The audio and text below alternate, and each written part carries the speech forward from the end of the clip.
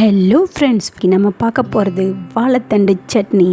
ரொம்ப டேஸ்டியாக இருக்குங்க. தேவையான பொருட்கள் 2 ஸ்பூன் உளுந்து, ஒரு 10 பல் பூண்டு, ஒரு சிறிய நெல்லிக்காய் அளவு புளி, 5 காய்ந்த மிளகாய், கொத்தமல்லி, கருவேப்பிலை, 20 சிறிய வெங்காயம். இது நல்லா பார்த்துக்கோங்க. வடமிளகாய், கருவேப்பிலை, கொத்தமல்லி. இது தாளிப்புக்கு தேவையான கடுகு, உளுத்தம்பருப்பு கலப்பு. என்னென்ன இருக்குன்றதை நல்லா பார்த்துக்கோங்க. உங்களுக்கு தேவைக்கேற்ப அதிகமாக குறைச்சிக்க வச்சுக்கோங்க. வாங்க எப்படி செய்யலான்னு பார்க்கலாம். ஒரு கனமான வாணலை வைங்க. அதில் தேவையான அளவு எண்ணெய். நான் ஒரு 3 டீஸ்பூன் அளவுக்கு தேங்காய் எண்ணெய் ஊற்றிருக்கேன். நீங்கள் நல்லெண்ணெய் ஊற்றினாலும் சரி, உங்களுக்கு எந்த எண்ணெய் விருப்பமோ அதை நீங்கள் யூஸ் பண்ணிக்கலாம். அதில் உளுத்தம்பருப்பு போட்டு நல்ல பொன்னிறமாக வர்ற வரையும் அதை நீங்கள் ஃப்ரை பண்ணுங்கள். இந்த சட்னி ரொம்ப நல்லா இருக்குங்க. நாம் இதை வெறும் பொரியல், வாழைத்தண்டு பொரியல் அப்படி தான் சாப்பிடுவோம். இந்த மாதிரி சட்னி செஞ்சு சாப்பிட பாருங்கள். சின்னவங்கலேருந்து பெரியவங்க வரை எல்லாருமே விரும்பி சாப்பிடுவாங்க. இந்த சட்னியோட சுவையும் ரொம்ப நல்லா இருக்குங்க. இந்த எண்ணெய் செக்கில் ஆடின எண்ணெய், அதனால் பாருங்கள் பொங்கி வருது. இதை வாரத்தில் அட்லீஸ்ட் 1 டைமாச்சு நம்ம எடுத்துக்கினா நமக்கு ரொம்ப நல்லதுங்க. நம்ம யூரினரி ட்ராக்ட் இன்ஃபெக்ஷன் இருந்ததுன்னா உங்களுக்கு கிளியர் ஆகிடும். அது கிட்னி ஸ்டோனும் உங்களுக்கு நல்லது. இது பச்சையாக அடித்து நம்ம மோரோட கலந்தும் சாப்பிட்லாம். ஆனால் இப்படி சாப்பிட்றப்ப டேஸ்ட்டாக இருக்கும். அடுத்து அந்த 20 பல்லு சிறு வெங்காயத்தையும் அதில் போட்டு நம்ம நல்லா வதக்கிக்கலாம். உளுத்தம்பருப்பு போட்டோம். அடுத்து 20 வெங்காயம், ஒரு 10 பல்லு பூண்டு நல்லா கோல்டன் ப்ரௌன் கலர் வர்ற வரையும் நல்லா வதக்கிட்டே இருங்க. நமக்கு சட்னி செய்கிறது நிறைய ப்ராப்ளங்க. எப்போ பாரு கடலை சட்னி, தேங்காய் சட்னி, வறுகடலை சட்னி இது தான் செய்வோம். கொஞ்சம் டிஃப்ரெண்ட்டாக இந்த மாதிரி சட்னியும் நாம் செஞ்சு பார்க்கலாம். சாப்பிட்றதுக்கும் சுவையாக இருக்குங்க. நல்லா வதக்கிக்கோங்க. இந்த வாழைத்தண்டோட நன்மைகள் நமக்கு நல்லா தெரியும். கிட்னி ஸ்டோனுக்கு ரொம்ப நல்லது. அடுத்து வெயிட் லாஸ் பண்ணணும்னு நினைக்கிறவங்க இதை அடிக்கடி எடுத்துக்கலாம்.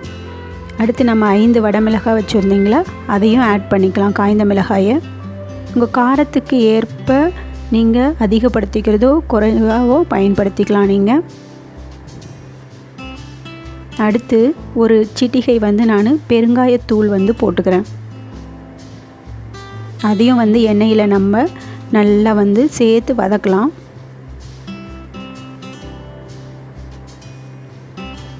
இதை வாழைத்தண்டை நம்ம ரவுண்டாக முள்ளங்கி மாதிரி அறுத்து பருப்பில் போட்டு குழம்பு வைக்கலாம்.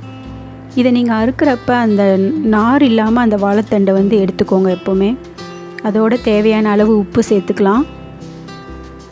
அதையும் சேர்த்து வதக்கலாம். உப்பு சேர்க்குறப்ப வெங்காயம் எளிதில் வதங்கிடும். நல்லா வதக்கிக்கோங்க எல்லாமே. அடுத்து நம்ம சிறிதாக நறுக்கி வச்ச வாழைத்தண்டையும் அதில் போட்டுடலாம். உங்களுக்கு எவ்வளவுக்கு தேவையோ அந்த அளவுக்கு நீங்கள் வாழைத்தண்டை எடுத்துக்கோங்க. அதில் இருக்கக்கூடிய நாரெல்லாம் நீங்கள் கையில் சுற்றி எடுத்துடணும். நல்ல வாழைத்தண்டாக இருந்ததுன்னா உங்களுக்கு சுவையும் ரொம்ப டேஸ்ட்டாக இருக்குங்க. இதையும் நல்லா வதக்கி கோல்டன் ப்ரௌன் கலர் வர்ற வரைக்கும் நீங்கள் நல்லா இதை ஃப்ரை பண்ணிக்கோங்க, வதக்கிக்கோங்க நல்லா. இப்படி செஞ்சு பாருங்களேன் எப்படி இருக்குன்றத.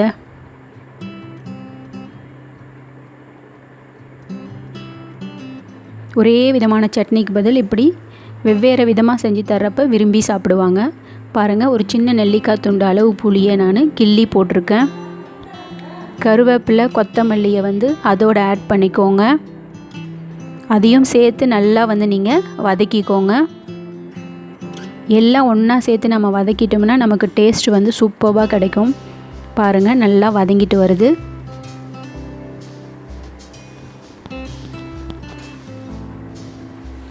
நல்லா சேர்த்து பாருங்கள். இப்போ ஃபுல்லாக ப்ரௌன் கலரில் நல்லா வதங்கிடுச்சு. உங்களுக்கே தெரியுதா கலர் சேஞ்ச் ஆகிருக்கிறது. இப்போ இதை நம்ம ஒரு மிக்சியில் ஆற வச்சு அரைச்சி எடுத்துக்கலாம். பாருங்கள், இதுதான் உங்களுக்கு தேவையான சட்னி. எப்படி இருக்குது பாருங்கள். இதுக்கு ஒரு சிறு தாளிப்பு நம்ம கொடுத்து எடுத்துக்கலாம். ஒரு சிறிதளவு 2 ஸ்பூன் எண்ணெயில் உளுத்தம்பருப்பு, கடலைப்பருப்பு, கடுகு போட்டு ஒரு காய்ந்த மிளகாய், கருவேப்பிலை போட்டு நம்ம இந்த சட்னியில் தாளித்து கொட்டிக்கலாம். பாருங்கள், தாளித்து கொட்டியாச்சு. இதோட டேஸ்ட் எப்படி இருக்குன்றதை நீங்கள் சாப்பிட்டுட்டு சொல்லுங்கள். பார்க்கறதுக்கே சூப்பராக இருக்குல்ல. வாங்க நம்ம ஒரு மொறு நெய் தோசையோடு இதை சேர்த்து சாப்பிட்லாம்.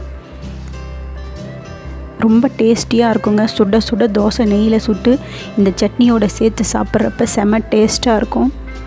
நீங்கள் இதை செஞ்சு கொடுங்க பாருங்கள். பசங்க வாழைத்தண்டு சாப்பிடாதவங்க கூட நல்லா விரும்பி சாப்பிடுவாங்க. நம்ம எதில் செஞ்சோன்றதே தெரியாது. முள்ளங்கி சட்னி மாதிரியும் இருக்கும் பார்க்குறதுக்கு.